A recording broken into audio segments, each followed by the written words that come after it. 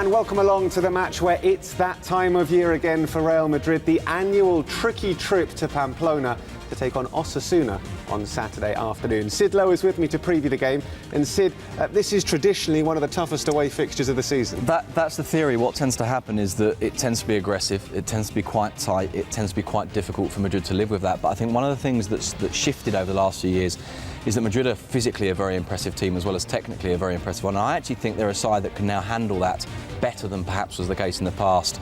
It is true that I think it's 3 years ago now that Madrid effectively lost the league with a draw in Pamplona. That was pretty much the end of their campaign in around about February time. But look back as well and you see the 4 goals scored with Karim Benzema scoring that amazing volley. You see Gonzalo Higuain scoring the goal that won Real Madrid the league title in 2008, I think it was. No, 2007. And so Madrid have had mixed fortunes there, but certainly at the start of the season, if you go through the fixture list and you think, right, where are the places where Madrid might drop points, this is definitely one of them. Well, fingers crossed that won't happen. Madrid come into the game, of course, off the back of a decent win in midweek in the Champions League against FC Copenhagen. They went to Denmark, they didn't need to win, they were already top of the group, but they did very well. Yeah, I think the most impressive thing about it was the seriousness and the intensity with which Madrid played. I thought they were in control for virtually the entire game.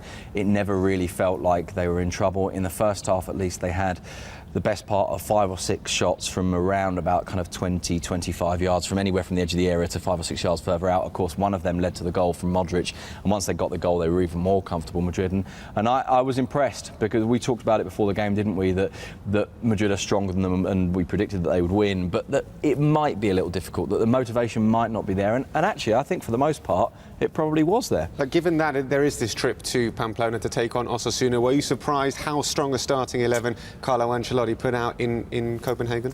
A little bit. I think that he would have been conscious of this game, but of course I think Madrid were probably aided, or Ancelotti was aided in that decision a little bit by the fact that it was a Champions League game on the Tuesday night, not the Wednesday. So he would have been aware that he had that little bit more of a margin to be able to play with. But yeah, I was a little surprised just how strong it was.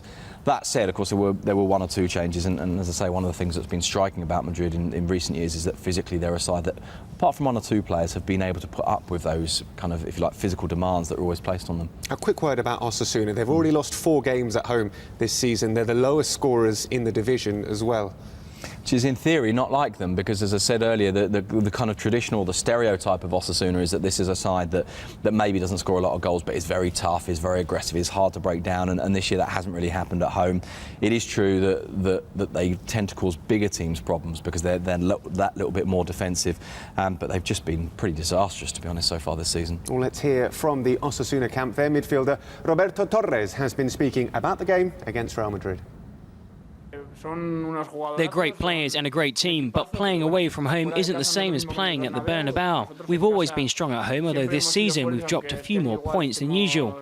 But we all think that we can beat Madrid and give a good account of ourselves. Why not? Roberto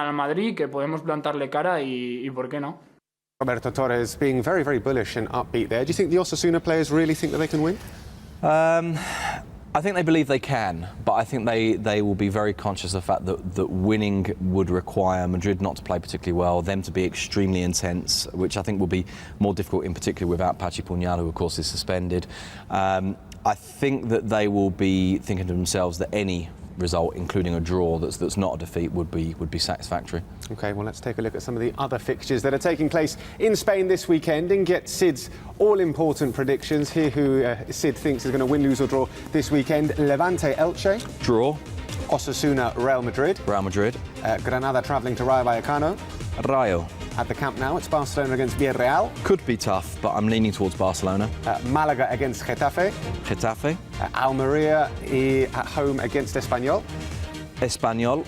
Both teams need a win at Anoeta. Real Sociedad against Betis. Betis, of course, under new management with Garrido, but I'm going for Real Sociedad in that. Sevilla Athletic.